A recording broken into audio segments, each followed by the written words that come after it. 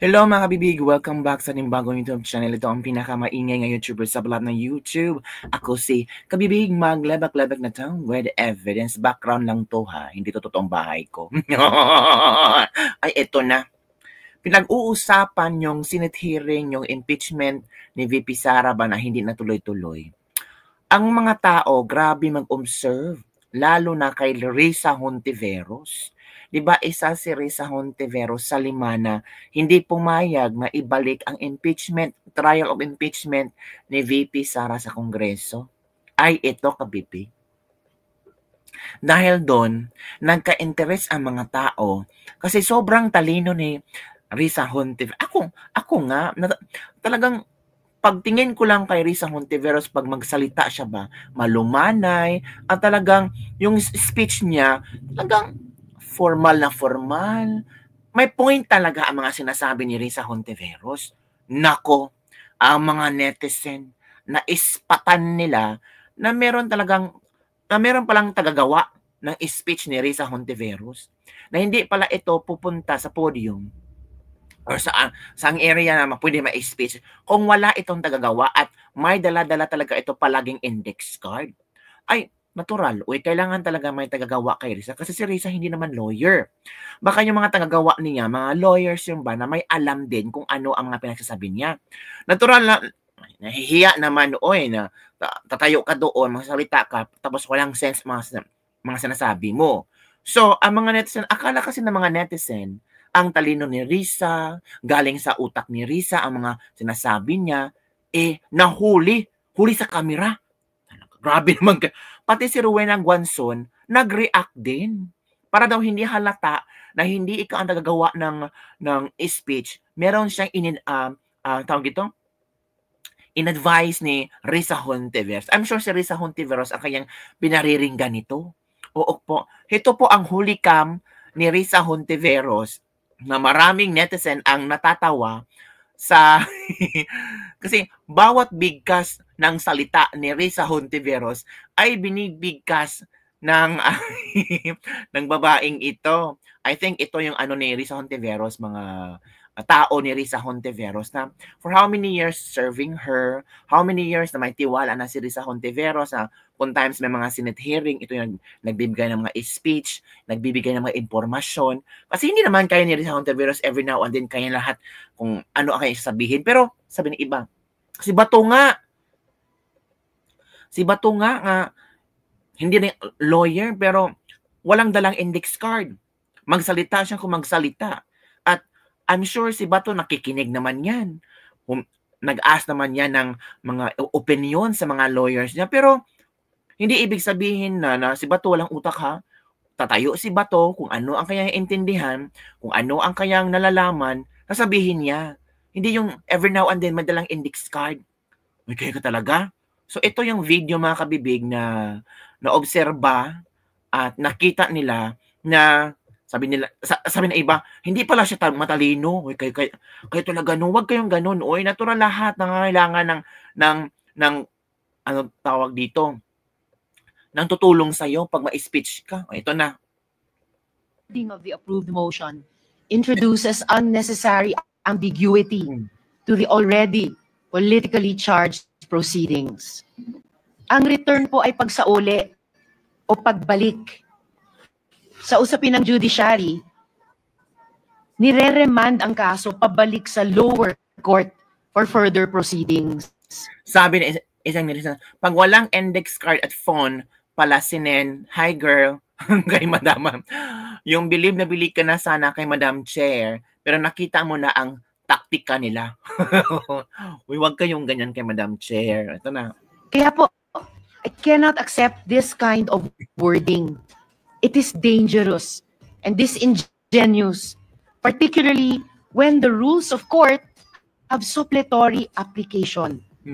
The same purpose could have been achieved by merely asking the House prosecutors to file a compliance and clarify certain issues. Wala pong remand o return sa konstitusyon. Ang obligasyon natin, try and decide. Isa po itong kalintunaan, Ay, oo. Mr. Presiding Officer. Reading of the approved motion introduces a Pareho sila, no? Para sila ng action, para sila ng ginagawa. Ito ang sinabi ng mga netizens. May kodigo pala, that means hindi niya idea yon, mahina. Uy, grabe naman kayo. Paano mo nasasabi na kodigo yan? Nakita mo ba ang message ng babae? Ipakita mo ang matibay na proof, di yung gawa-gawa ka ng walang kwentang-kwento. Magtagalog na lang si Risa kay di man ka-lawyer, scripted ng imong gipangyaw-yaw ng mga terminologies. Sa una, believe ako ni Risa, ngayon hindi na. May script pala. O, ibalik ang Philip fan ang ginagamit talaga. Grabe ang mga tao, oy. Grabe ang kanilang, reaction nila kay Risa Hontiveros. Well, may karapatan naman si Risa Hontiveros na mag-hire ng mga professionals, na mga lawyers, para tutulong din sa kanya. Hala, may nagdidikta. Ano ba yan? Akala ko bright si Mr. Chair, hindi pala. Huwag kayong ganyan, di ba? Hindi naman lawyer si Risa Hontiveros. So natural, hahanap siya ng tutulong sa kanya at well, Risa Hontiveros will not stand there na walang sasabihin. So kailangan talaga niya maghanap ng tutulong sa kanya. And I think, ito may isang video pa dito na kitang-kita yung mga ni Risa Hontiveros ba na pati yung statement ni Risa Hontiveros memorize niya. Ito na. Ito. which was the subject of the approved motion yesterday, and again the subject which was the subject of the approved motion yesterday, which is an offshoot of a question of privilege, which takes precedence over all motions. So I restate my motion, Mr. President. I Point have of the floor. order. I have the floor, Mr. Point of President. order. I have the floor, Mr. President. Which was the subject of the Uy, grabe kayo. motion yesterday, and again, Grabe ang mga the subject, netizen, no? which was the subject of the approved Pinag-usapan motion to. yesterday, which is an offshoot of a question of privilege, which takes precedence over all motions. So I restate my motion, Mr. President. I Point have of the floor. order. I have the floor, Mr. Point of President. order. I have the floor, Mr. President. A point of Yung I have the floor, Mr. President. Memorize ng babae. Well, palakpakan natin ang babaeng ito. Proud tayo kasi ang galing-galing niyang tumulong kay Risa Hontiveros. Napaka-intelihente ang babaeng ito, di ba? Talagang nandyan siya kay Risa Hontiveros. Index card senadora. Siya ba ang researcher? I think so. Siya yung researcher po. Check nyo din yung Senate hearing noon, PRRD, nasa likod niya ni Risa lagi. Memorize lang pala. Siya pala ang whisperer ni Risa Hontiveros. I have the floor. Pati I have the floor.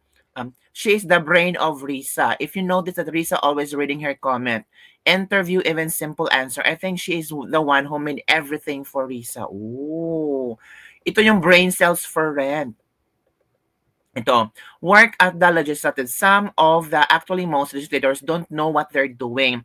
It was a staffers who actually did the research and sometimes the decision. Been there, done that. Once asked by a principal na ako na lang daw mag-decide sa certain action na gagawin niya. Index card lady, the sidekick. Kissable lips din pala siya. Grabe yun. Well, ganun talaga. Pag politiko ka tapos wala kang alam, hindi naman ibig sabihin na si Risa Hontiveros walang alam ha. Well, Risa Hontiveros is an intelligent woman. So, para magmukha siyang, para panindigan niyang matalino siya, of course, kailangan din niya ng mga lawyers, set of lawyers, na tutulong sa kanya hingga sa mga issue na to. Diba? Alam mo naman, pabida-bida daw si Risa. Pabida-bida daw si Risa. So, yun kabibig, yun ang mga reaction ng maraming netizen. Kaya itong si Senator Amy Marcos, may reaction din siya kay Risa Hontiveros. Si Senator Amy Marcos talaga. Itong sinabi ni Senator Amy Marcos. Ang pala Rowena Guanzon. Ano bang sabi ni Rowena Guanzon? Ito ang post ni Rowena Guanzon. Naging issue kasi ito. Naging issue ito. Pinag-usapan talaga. Tapos si Rowena Guanzon, meron siyang hirit. Grabe si Rowena Guanzon. Humihirit talaga si Rowena Guanzon. Ano ba yung hirit na Rowena Guanzon? Wait muna kabibig, hanapin ko yung Ang napansin ko ngayon kay Rowena Guanzon, no, humihirap talaga siya, no? Talagang kung alam niya na, ito ito ang post ni Rowena Guanzon. Kasi nag-trending kasi yung ano kay Risa Hontiveros. Nag-trending yon. So alam mo naman si Miss Rowena Guanzon, alam naman niya, Nova H1 audio earrings. May bagong earrings ngayon na high-tech kasi audio device pala siya. Bagay yan para di bulong ng bulong mga assistant nyo sa gilid na parang bubuyog. Pwede naman sa office na lang sila para di makuhanan ng video. Grabe si Rowena Guanzon. May bagong earrings daw ito. Pwedeng gamitin ni Risa. Na high-tech kasi audio device pala siya. Bagay yan para di bulong-bulong, bulong ng bulong mga assistant niyo sa gilid na parang bubuyog. Pwede naman sa office na lang sila para di makuna ng video. So yun mga kabibig. Grabe ang hirit ni Madam Beng. Madam Beng talaga, grabe. Hihiritan niya talaga. Of course kasi ang pananaw ng iba, pasensya na ha, ang pananaw kasi ng iba, ang talino ni Risa Hontiveros. Oo, yan si Risa Hontiveros. Walang takutan. Of course, totoo naman. Hindi takot si Risa Hontiveros. Pero kailangan din, hindi naman sa lahat ng bagay alam ni Risa Hontiveros. So, of course, hahanap siya ng tulong, 'di ba? Pero alam mo, kung ikaw ay matalino, kung alam mo ang iyong pinaglalaban, kung talagang gusto mong handang-handa ka lumaban, tapos dapat you have to study. Sabi nga ni Senator Jinggoy Estrada, Senator Jinggoy Estrada, hindi yan lawyer ha. Huwag kang putak ng putak. Mag-aral ka, mag-research ka, bago ka susunggab sa isang laban. Yun kabibig ha. Eto si Harry Roque. May din siya kay Risa Hontiveros. May pasabog din siya kay Risa Hontiveros. Sabi niya, Roque kay Hontiveros, huwag kang puro ngawa, magdemanda ka. Puro ngawa. Sa mga bulong ng bulong. Sabi ko dun sa mga umiiyak na kasi kwanto,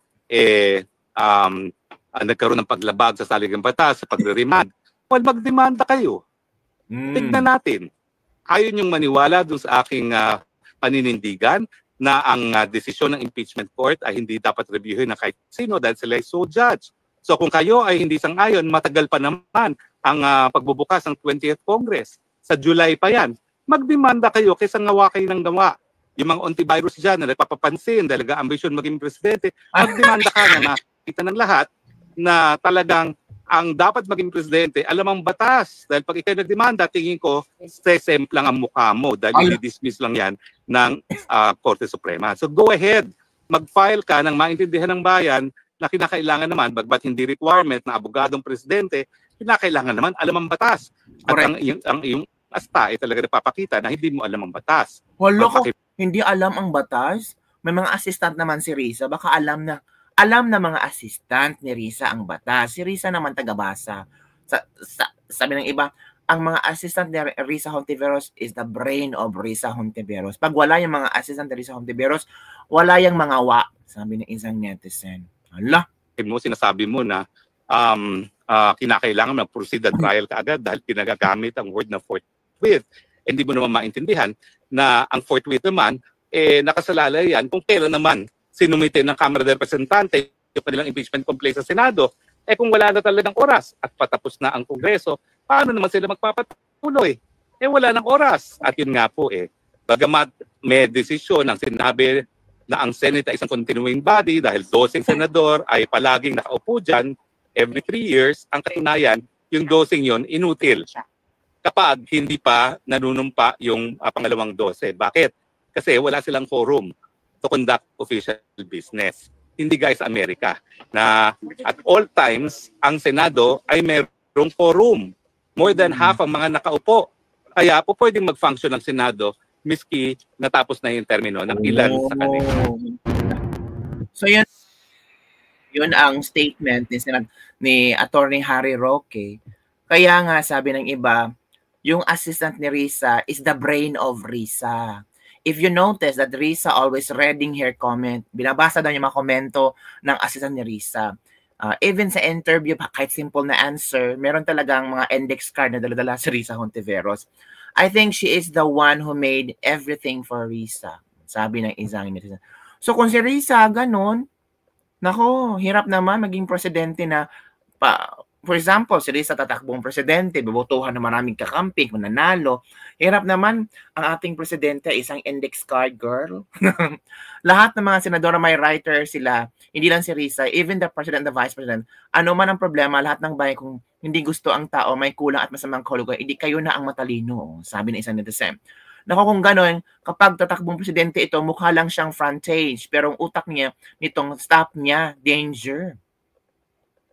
Pati yung I have the floor, Mr. President, kabisado. Nakakatuwa. So yun, kabibig yun ang mga komento ng mga netizen hinggil sa viral video na holy cam daw ang mga staff ni Risa Hontiveros na same lang ang mga sinasabi at binibigkas ni Risa. Of course, staff yun ni Risa. Alam, tagagawa yun ng mga statement, mga speech ni Risa Hontiveros. Don't tell me, Risa Hontiveros can do that within a span of time na busy siya sa pakikinig, busy siya sa kung ano ang kanyang isusulat, or I'm sure naman na may mga additional information din si Risa Hontiveros. Talaga ba kabibig may additional information? 'Di ba? Baka si Risa upo lang doon tapos yung staff niya magbibigay ng index o ito yung isasagot mo, ito yung babasahin mo, ito yung rebut mo, 'di ba? Ganun kabibig. So yun lang. Basta sabi ng iba, kawawa naman ang Pilipinas kung ito maging presidency index girl card. Hala, grabe naman sila. Wag po kayo ngayon ganun kay Risa Hontiveros. Wag po. Senador po si Risa Hontiveros, 'di ba? Matalino doon si Risa Hontiveros, pero may mga staff din siyang gumagawa ng kay mga speech kung ano isasagot lalo na kung tungkol sa mga batas-batas, 'di ba? 'Di ba mga kabibig? So yun na kabibig. Don't forget to like, subscribe, and share this video. Bye everyone. See you next time.